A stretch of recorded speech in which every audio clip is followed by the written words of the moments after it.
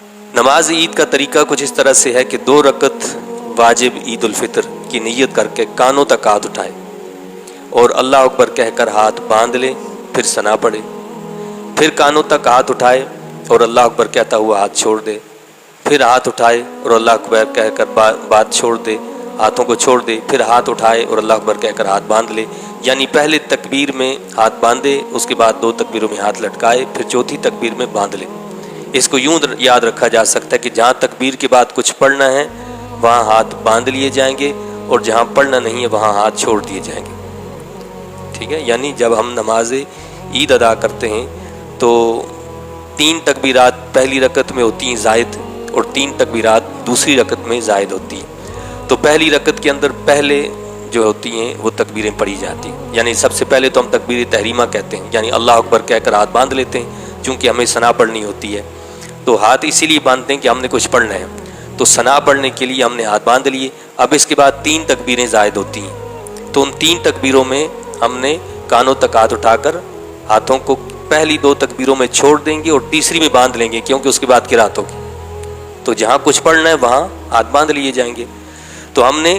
تکبیر تحریمہ کے بعد جو 3 تکبیریں کہنی ہوتی ہیں تو پہلی 2 تکبیروں میں کانوں تک ہاتھ اٹھا کر ہاتھ چھوڑ دیتے ہیں، اور تیسری تکبیر میں کانوں تک ہاتھ اٹھا کر ہاتھوں کو باندھ لیتے ہیں، پھر قرات ہوتی ہے، قرات کے بعد رکوع سجود ہوتے ہیں، رکوع سجود کے بعد پھر دوسری رکعت ہوتی ہے، تو دوسری رکعت میں پہلے قرات ہوتی ہے اور قرات کے بعد آخر میں 3 تکبیریں کہی جاتی ہیں۔ تو ان تینوں تکبیروں میں کانوں تک ہاتھ اٹھا کر ہاتھ چھوڑ دیے جاتے ہیں، اور جو چوتھی تکبیر کہی جائے گی تو اس میں کانوں تک ہاتھ نہیں اٹھائے جائیں گے، بلکہ اسی طرح رکوع میں چلے جائیں گے، وہ رکوع کی تکبیر ہوگی، تو بغیر کانوں تک ہاتھ اٹھائے سیدھا رکوع میں چلے جائیں گے۔ تو پہلی جو ہم نے رکعت میں تکبیریں پڑھیں، تو پھر تکبیر پڑھنے کے بعد امام صاحب اعوذ باللہ اور بسم اللہ پڑھ کر جہر کے ساتھ الحمد اور سورت پڑھیں، پھر رکوع کرے، پھر دوسری رکعت میں پہلے سورہ فاتحہ اور کوئی سورت ملائے، پھر 3 بار کان تک ہاتھ لے جا کر اللہ اکبر کہے اور ہاتھ نہ باندھے، چوتھی بار بغیر ہاتھ اٹھائے اللہ اکبر کہتا ہوا رکوع میں چلا جائے۔ تو اس سے معلوم ہوا کہ عیدین میں زائد تکبیریں 6 ہیں، 3 پہلی میں قرات سے پہلے اور تکبیر تحریمہ کے بعد، اور 3 دوسری رکعت میں قرات کے بعد، اور تکبیر رکوع سے پہلے ہوگی، اور ہر 2 تکبیروں کے درمیان میں 3 تسبیح کے قدر سکتہ کرے، یعنی ہر تکبیر کے بعد تقریباً 3 تسبیح کی مقدار جو ہے سکتہ ہونا چاہیے، یعنی اللہ اکبر کہا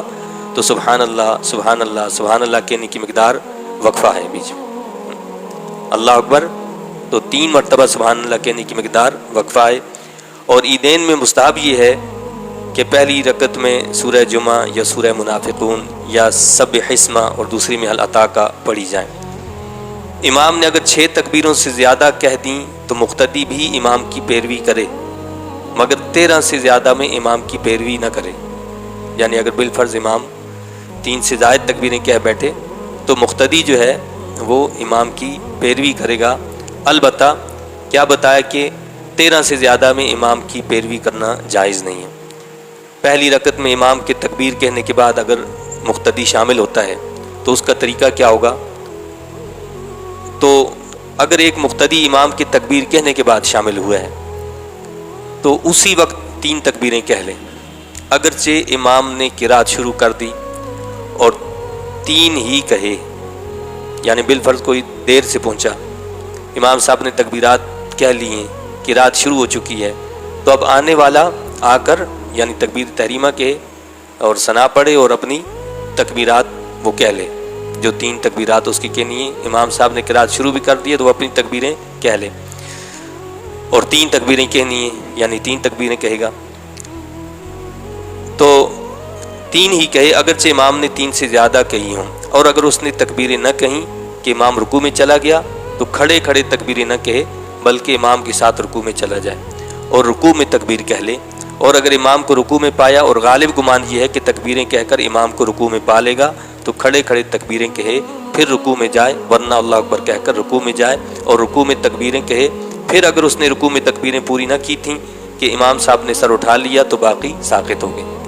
تو مقصد یہ ہے کہ اگر ایک شخص جو ہے کھڑے کھڑے اس نے تکبیریں نہیں کی تھیں کہ امام صاحب رکوع میں چلے گئے، تو اب طریقہ یہ ہے کہ اگر وہ یہ سمجھتا ہے کہ میں 3 تکبیریں کہوں گا اور امام کے ساتھ رکوع میں مل جاؤں گا تو وہ کھڑے کھڑے 3 تکبیریں کہہ لے. لیکن اگر اس کو گمان غالب یہ ہے کہ اگر میں تکبیریں کہوں گا تو امام صاحب رکوع سے کھڑے ہو جائیں گے، تو پھر وہ رکوع میں چلا جائے اور رکوع میں جا کر وہ تکبیریں کہہ لے. رکوع میں جا کر اس کو ہاتھ نہیں اٹھانے، بس صرف اس نے زبان سے 3 مرتبہ اللہ اکبر اللہ اکبر اللہ اکبر کہنا ہے، تو وہ رکوع کے اندر اس طرح کہہ لے تو ٹھیک ہے. اور اگر بالفرض رکوع کے اندر وہ جب تکبیریں کہہ رہا تھا ابھی پوری نہیں ہوئی تھیں کہ امام صاحب رکوع سے کھڑے ہو گئے، تو بتایا یہ گیا کہ اب وہ امام صاحب کے ساتھ کھڑا ہو جائے، باقی جو تکبیر اگر بچ گئی ہے تو وہ اس سے ساقط ہو جائے گی. اور اگر امام کے رکوع سے اٹھنے کے بعد شامل ہوا تو اب تکبیریں نہ کہے، یعنی امام صاحب رکوع سے کھڑے ہو گئے تو اب تکبیریں کہنے کی ضرورت نہیں ہے، بلکہ جب اپنی پڑھے تو اس وقت کہے. اور ظاہر ہے جب اپنی پڑھے گا تو آخر میں وہ تکبیریں کہی جائیں گی. اور رکوع میں جہاں تکبیر کہنا بتایا گیا تو اس میں ہاتھ نہ اٹھائے، اور اگر دوسری رکعت میں شامل ہوا تو پہلی رکعت کی تکبیریں اب نہ کہے، بلکہ جب اپنی فوت شدہ پڑھنے کے لیے کھڑا ہو تو اس وقت کہے. اور دوسری رکعت کی تکبیریں اگر امام کے ساتھ پا جائے فبہا، ورنہ اس میں بھی وہی تفصیل ہے جو پہلی رکعت میں بتائی گئی ہے. ٹھیک ہے، تو مقصد وہی ہے کہ جس طرح ہم عام نماز پڑھتے ہیں کہ اگر ہماری ایک رکعت نکل جاتی ہے تو جب ہم اپنی رکعت امام صاحب کی بات پڑھیں گے تو اسی میں وہ پڑھی جائیں گی. اور اس میں یہی طریقہ ہوتا ہے کہ یعنی پہلے قرات ہوتی ہے اور آخر میں جو ہے وہ تکبیریں کہی جائیں گی، اور تکبیرات کہہ کے رکوع سجود جو ہیں وہ پورے کیے جائیں گے. تو یہ چند مسائل جو تھے وہ نماز عید کے حوالے سے تھے.